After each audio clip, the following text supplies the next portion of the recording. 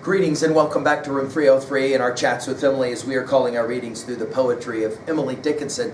We are using the Johnson edition and we are in poem 244. It is easy to work when the soul is at play. Few first lines of any of her poems have been more compelling in my reading and study of Emily Dickinson than this line, and yet it's going to be a deeply ironic line as we get into the study of this poem. We are again back to the analysis of pain. Some have called this again a theodicy. We, of course, are going to assume that you've been following our stuff at LearnStrong.net. Down that left-hand side, Chats with Emily, our playlist. I'm really hopeful that you've already paid attention to our set of introductory comments where we talked about our big five, of which epistemology and ontology are our first two, psychology and sociology our second two of those pairings, and then finally, the word I used just now, theodicy. The question, why must there be pain and suffering in this world? Now, I'm also hopeful that you've already read and studied with us the preceding 243 poems we just finished with I've Known a Heaven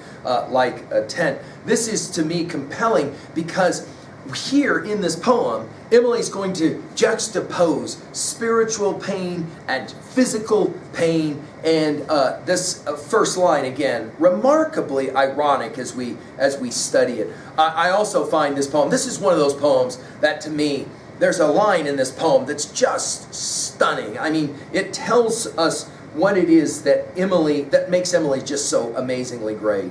She begins, "It is easy to work when the soul is at play, but when the soul is in pain, the hearing him put his playthings up makes work difficult. Then it is simple to ache in the bone or the rind, but gimlets among the nerve mangle daintier, terribler, like a panther in the glove."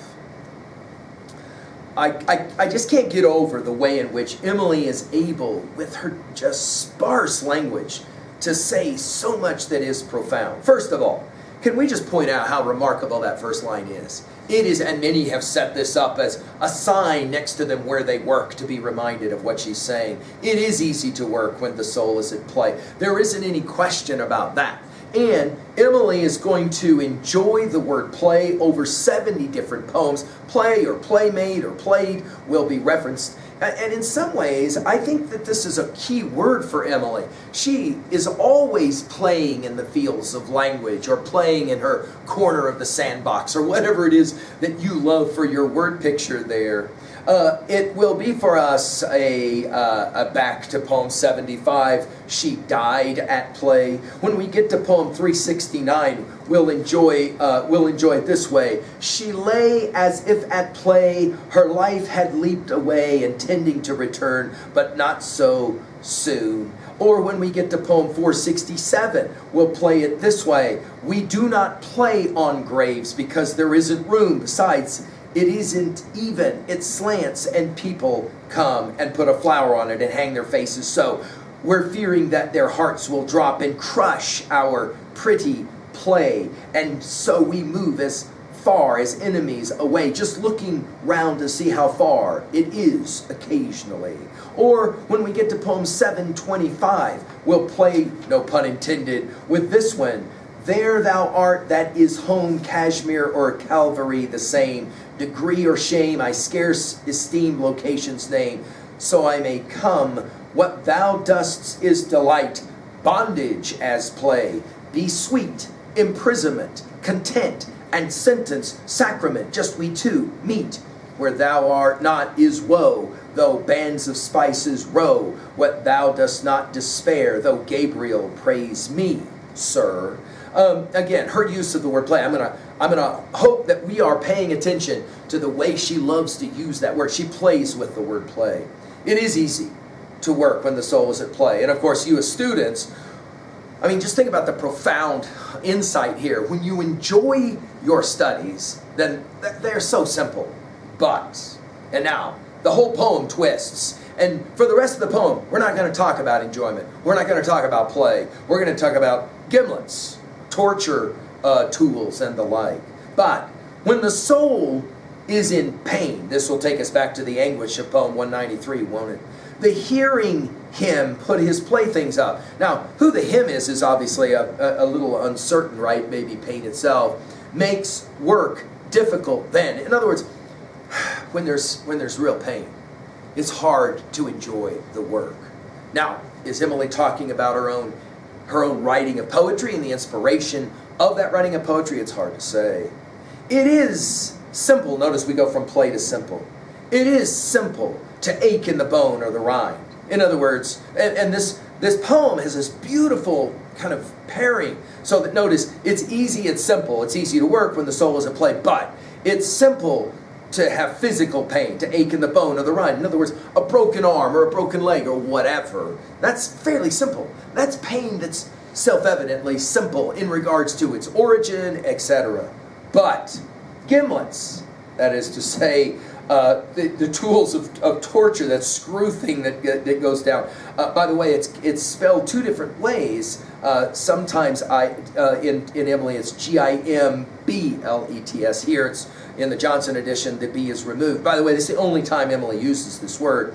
Among the nerve. And here, again, the idea is a certain kind of pain that's not physical pain, but rather we would call it, spiritual pain. And then, for me, one of the most amazing lines in all of Emily's poetry, mangle daintier, dash, terribler, dash, and then the simile, like a panther in the glove. Imagine some kind of wild animal up next to your skin from which you can't get away.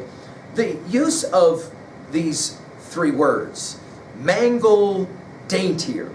I mean, who's going to put those two words together? I mean, this is, again, poetic genius at its highest place. I mean, what kind of poet would put those two words together? Mangle, by the way, we'll see this when we get to poem 348. It's amazing how she uses this poem. I thought if I could live, I'm jumping into the second stanza, till that first shout got by, not all the pianos in the woods had power to mangle me. We'll see this word again in 1331 and 1694.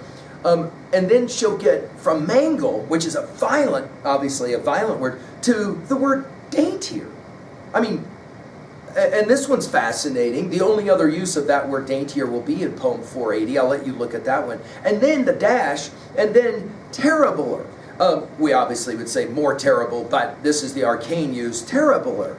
And we'll see this one when we get to poem 879 and poem 1277. I'll let you study those and run those to ground. And then this amazing simile, like a panther in the glove. The only time in all her poetry she uses the word panther is here. Like a panther in the glove. Well, what is she saying here at 2a? Well, I think that what she's saying is that the true pain, the real pain, the pain that keeps us from enjoying our life of work, our life of creating, if you want to continue along that kind of line of thinking, the real pain is the spiritual pain.